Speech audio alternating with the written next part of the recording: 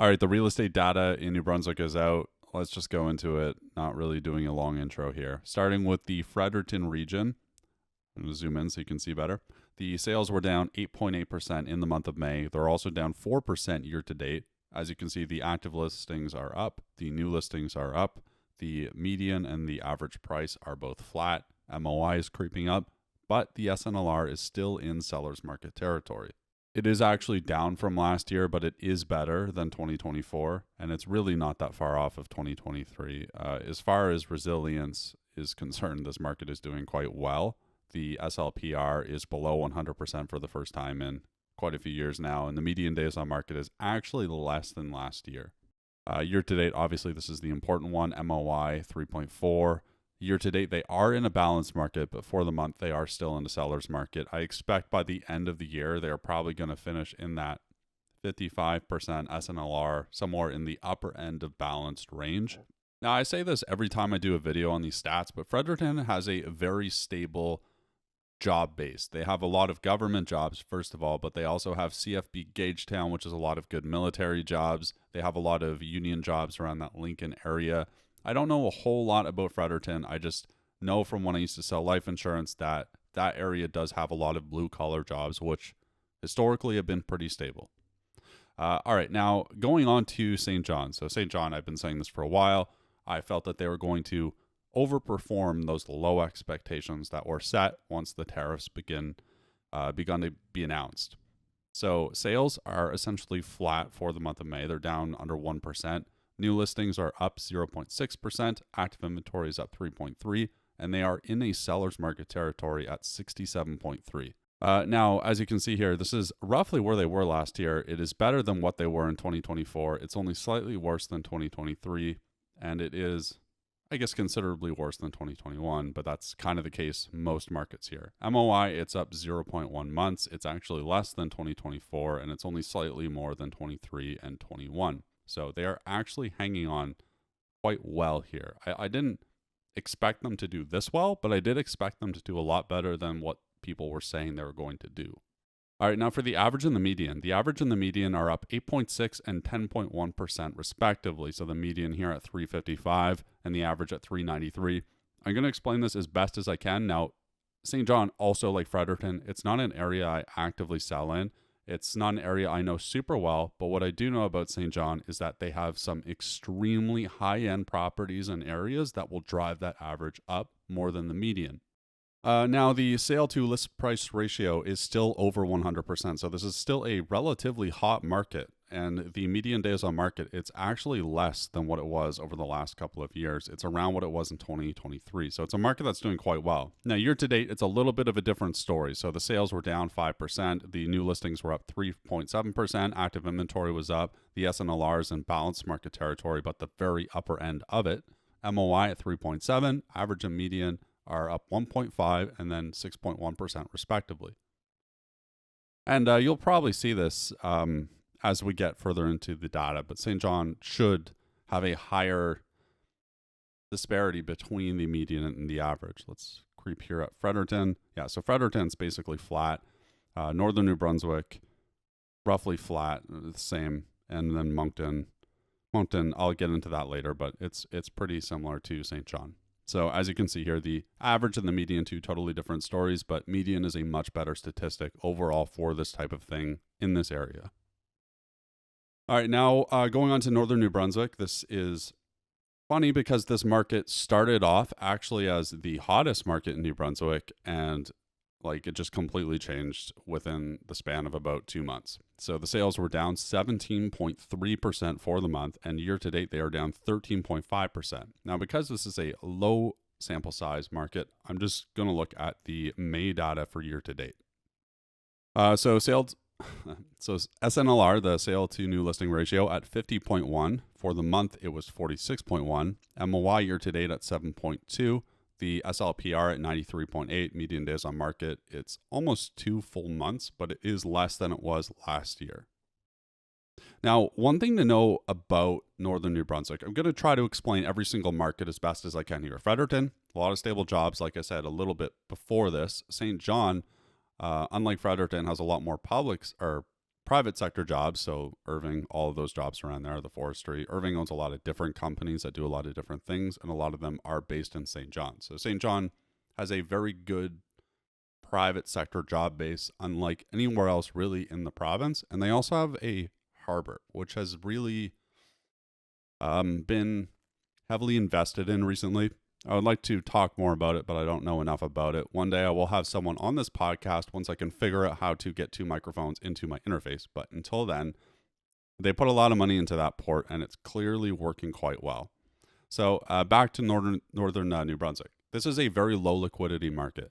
There are not as many jobs in northern New Brunswick as there are in places like Moncton. It is a lower population though as well. So when you sell in these areas, you are selling to less people. And for the most part, people out here know that the market is softer. They are not willing to pay Moncton level prices for northern New Brunswick. And I think part of the reason this market is cooling off is because a lot of the people that did buy here over the last 4 to 5 years were buying from out of province and didn't necessarily understand that there was a difference between a place like Moncton, Fredericton, St. John, and then northern New Brunswick. It is cold in the winter. It is far away.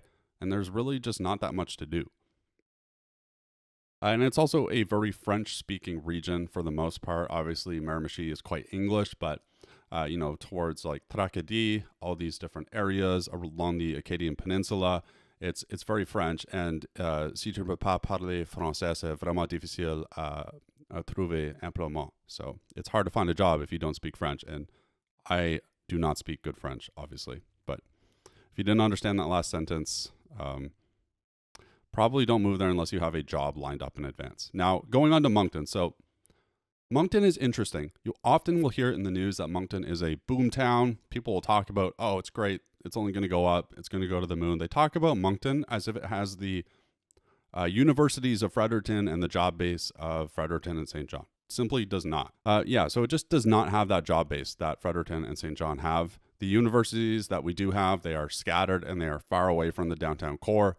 Universities, to stimulate the economy, like in Halifax, for example, need to be close to that downtown core. Those university kids will pay a lot of money buying, cafes, hanging out at bars, all that sort of thing. Moncton has a problem with this because we have a French university, which is not within walking distance of downtown. And then we have a Christian university, which is about 30 minutes from downtown. And then we have Mount A, which is in Sackville, which is really barely in the GMA. So if you add all that together, it does not have the things to drive the price growth and the sales. And you're seeing this clearly in the data. I've been saying this for a while, and this is not a surprise that Moncton is getting hit harder than any other region in the province as far as how far it's fallen.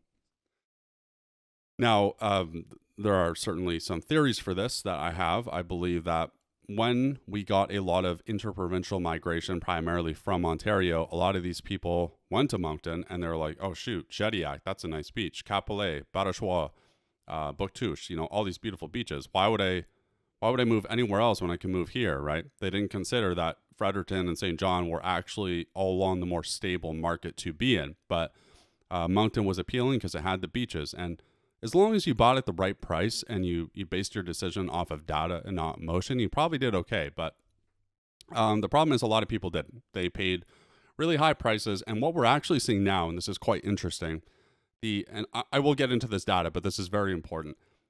What we are seeing now primarily is being driven by people who bought in 2022, 2021, and 2023. The really, really bad deals that I saw were between 2024, 2025, and to a certain extent, 2023. So once those deals start to hit the market, when people try to sell when they bought then, that's when we're going to see a lot of the major pain points, because for the most part, people who bought in 2022 did not do that bad. There were a few deals that were head scratchers, but nothing compared to what I saw in 2024 and 25. Now, with that out of the way, Moncton does have a very high unemployment rate. I will get into that after, but let's just get into this real estate data. So the sales were down 19.8% for the month, and year to date, they're also down 7.8%. New listings for the month were up 6.3%, and then year to date, new listings were about flat. Active inventory is up 7% from last year for the month, and then year to date was up 8%. So very consistent numbers, as you can see here.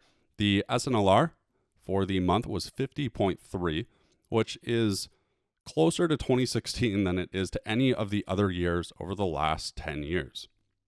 MOI too. MOI is now officially on the other side of the pre-pandemic numbers. So 2019, the MOI in May was 4.2. We are at 4.8 right now, and it is climbing about as fast as it dropped, aside from that, one crazy 2-year span that I'm highlighting right here. The average and the median price are actually now beginning to decline. So the average of 388, the median of 355, those are both down 1% roughly. And then the SLPR about 97.5%. So people are beginning to sell their houses for less than what they are listed for.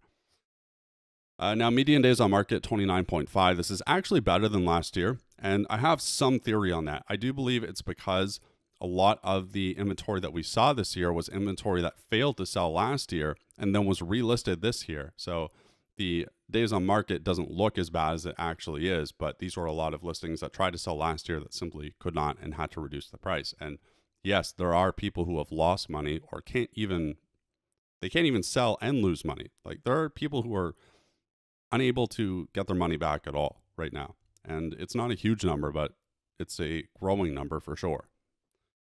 And the data too for Moncton, it's not great, right? You go into the single detached. Now, I don't love single month data because it's a very small sample size here, but for the month, detached sales were down 25.8%.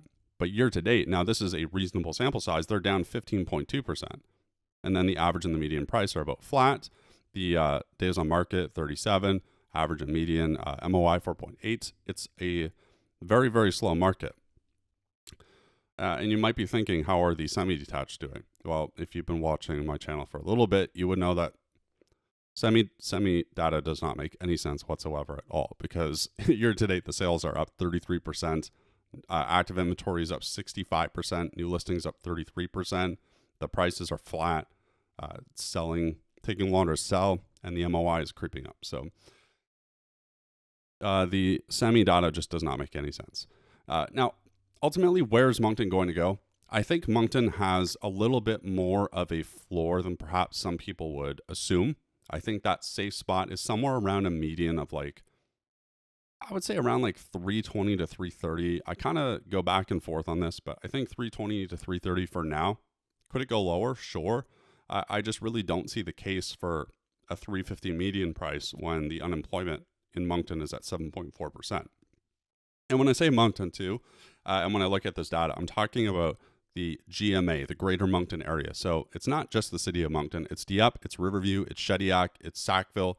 It's everything essentially within 50 to 55 minutes of the downtown Moncton core. All right, now this just happened today, and this is why I did not release this video until now.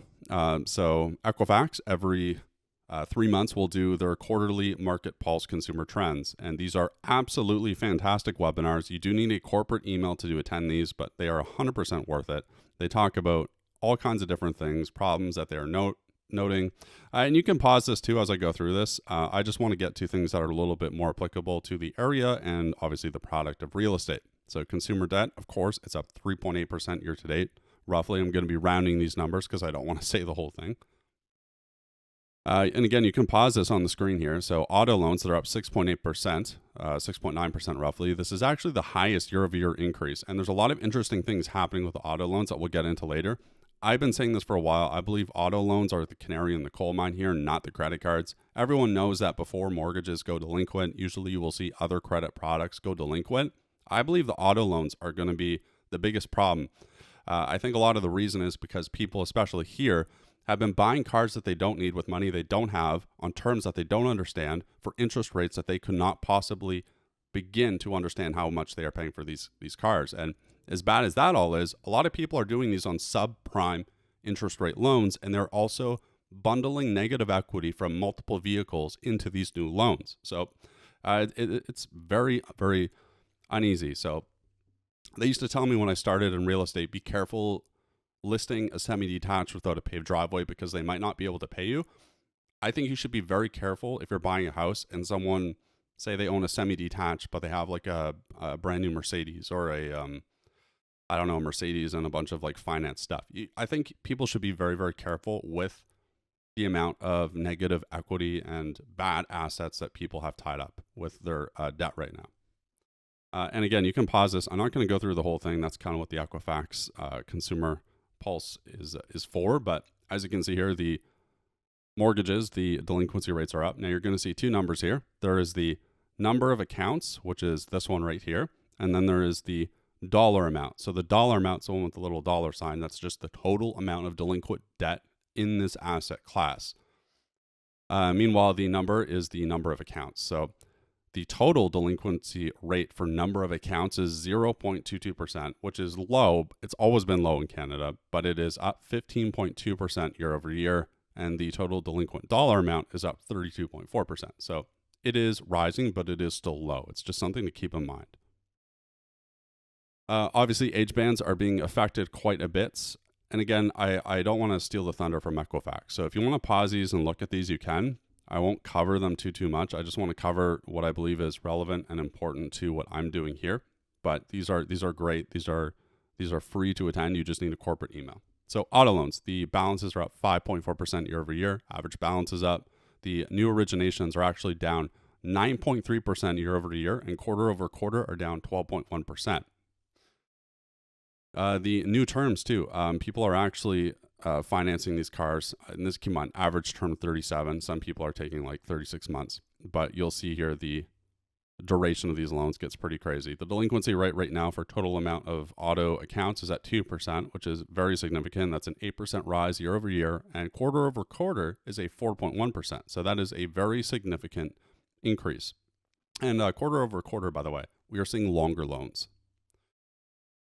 Okay, let's just get into this part right here. I find this quite interesting and not in a good way. So this is auto loan new origination across interest rates. So this right here, just under 33% of non-prime, so subprime auto loans are at 16.99% or higher.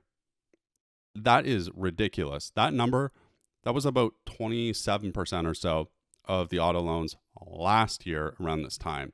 So the share of auto loans in the subprime space that are at horrible interest rates of 17.99% or higher is growing. Like both different categories are growing. And then the terms, obviously, this has basically been the same for the last few years now, 84 months. It's essentially what people are doing now. They're doing the 84-month loans, and I really think people should be careful when they do these 84-month loans. And again, I won't get into all the stuff. You can pause this if you want to look at individual parts in here, but I definitely recommend attending these webinars. Credit card balance. So it's up 4% year over year. One thing that they talked about in this webinar today was that people are using this to get by, to pay for basic things like groceries, fuel, food, all that stuff. Total delinquent accounts, 1.7%. Total delinquent monies at 4.2%. And then different age bands, credit card bands, or credit score bands. The highest average credit card balance is between the 621 and 680 at 9,320 average balance. That is ridiculous. Out of all categories, the average balance is at 4,481, which is a 2.2% increase from last year. So the average credit card holder in Canada has $4,400 of credit card debt. And then obviously the scary thing here is, right, the 10% increase in credit card balance for people with the sub 520 credit score. So we are seeing a lot of pain in these various credit categories. The only people who are doing okay are the people who are north of 680 credit scores. So, very, very good credit profiles.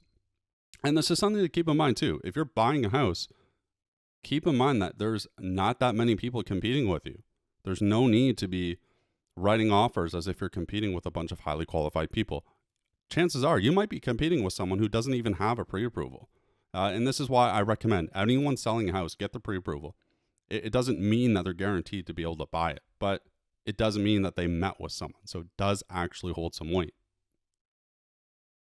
And if you're going to be holding up your brand new listing for 2 weeks waiting for a finance condition, you want to make sure that these people have actually taken the time to meet with a bank. You don't want to waste the first 2 weeks of your listing being on the market for someone who has not even checked to see if they could even buy. Now, credit card stuff, we're just going to go to the very end here.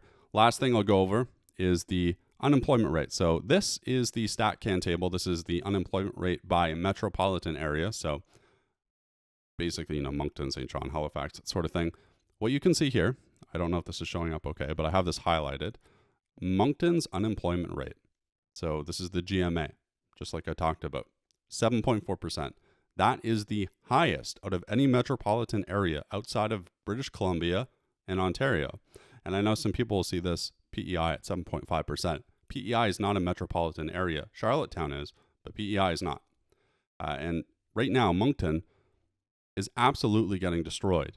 It is higher than the province average. These are like Ontario levels of unemployment in an area that really has boomed perhaps more than it should. Meanwhile, you look at St. John, you look at Fredericton, they're doing much better than the country and the province average. So with that being said, the opinions in this video are my own. I am a licensed realtor in the province of New Brunswick. I'm not an economist. Even though this is real estate advice, it might not be applicable to your situation. So contact a local qualified professional prior to making decisions related to real estate or finance. Be careful out there when you buy. Be careful out there when you listen to advice, including my own, and make sure that you make a good decision based off of discipline, data, and where you are in your life. Don't make emotional decisions with a potentially volatile and difficult to sell asset. With that being said, I'm the New Brunswick Real Estate Podcast on Spotify. I'm also on YouTube.